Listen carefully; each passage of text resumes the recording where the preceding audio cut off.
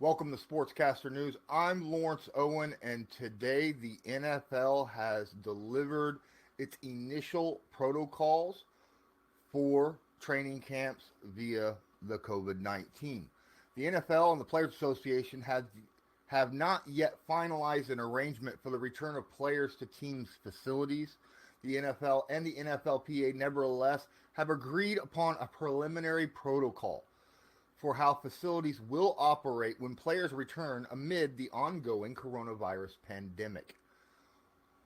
On a memo dated June 7th, Commissioner Goodell informed all teams of the standards that have been developed to date, with the primary focus on players, staff, and family education, and two, facility preparation, maintenance, including disinfectant and hygiene standards. The memo attaches a 9-page document outlining the club facility protocols for 2020.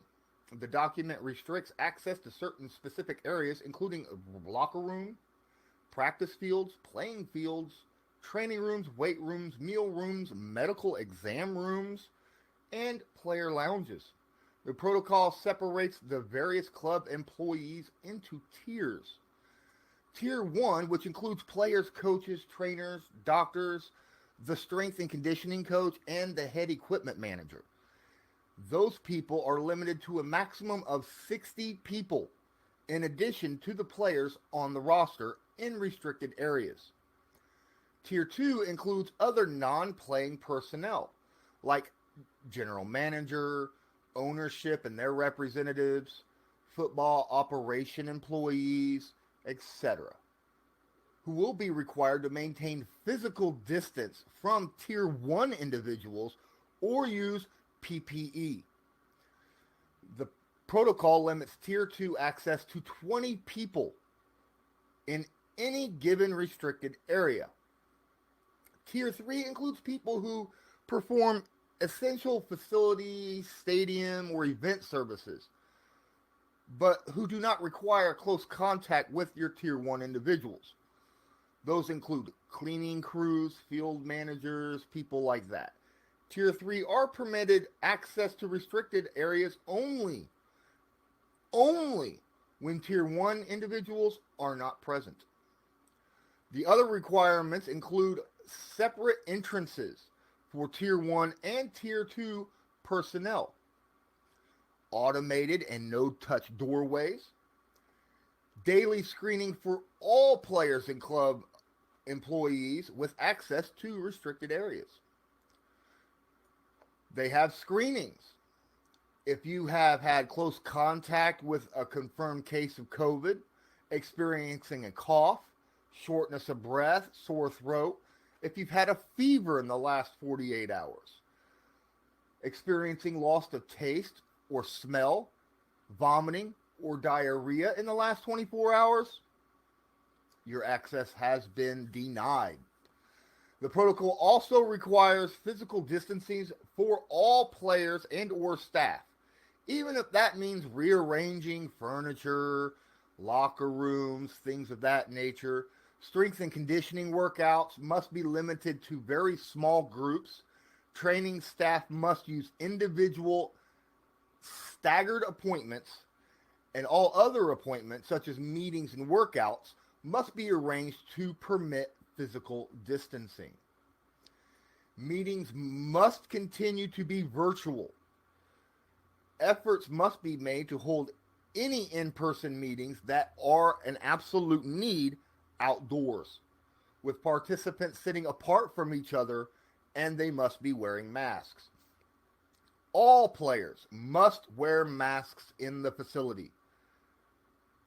Now, obviously, there are certain times when that just is not going to be able to be happening, because it is interfering with the performance of the athlete's daily activity. The memo explains that more information will be coming regarding testing and treatment of persons who test positive or show symptoms for the virus, team travel, and other matters.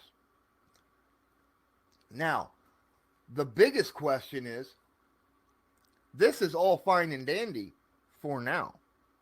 But when training camp hits and these players are actually out on the field and performing, football plays and such, when you have your defensive linemen and offensive linemen colliding, when you have wide receivers and cornerbacks jostling for a football, when you have, I want to know what the offensive huddle is going to look like when there is a 6-foot social distance. That's going to be one large circle, don't you think? Probably take up half a football field just to have a huddle.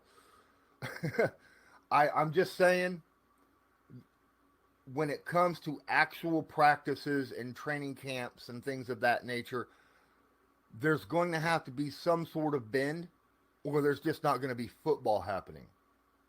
Some people think that the NFL should just shut down completely when it comes to actually playing games, having preseason, having camp right now, due to the fact that COVID is there. Because if one player gets through screenings, has the virus, and goes out and practices with the offense and defense, the entire team will most likely contract the virus. And then on game day, if one single player gets through, you'll have two teams that are completely infected. So protocols are very important, but how much do they truly help? We will find out later as Goodell and the NFLPA come to terms with these new arrangements, new agreements. And until next time, I'm Lawrence Owen with Sportscaster News. You're still here? Awesome! Thanks so much for watching this video. If you enjoy it, please smash that like button and hit subscribe. That way, you're known when I come up with a new video here on YouTube. Don't forget to hit the notification bell. I plan on going live starting this Saturday, 5 p.m. Eastern Standard Time. Conversations, man. You want to know what we're going to have that conversations for? Right down here where it says Twitter. Type that into your web browser. Give me a follow. Everything that I talk about, anything that I am getting ready to post, any kind of video that I'm getting ready to stream or upload, you'll find out when I type that right out there on Twitter, man. Don't forget sportscaster.com. That's my actual job. That's where I work, right? I am Sportscaster NFL News. Me, Joe Nubo, Ray Rout, we discuss all sorts of stuff NFL news related every day. So don't forget, I appreciate you watching me here, but you can get a lot more information in these little links here. Don't forget, check out the description below, because at the very bottom of that description is where you can support my channel and help ensure that my content continues to be uploaded and broadcasted to you so that you know exactly what's going on in the NFL. Now let's get back to the video.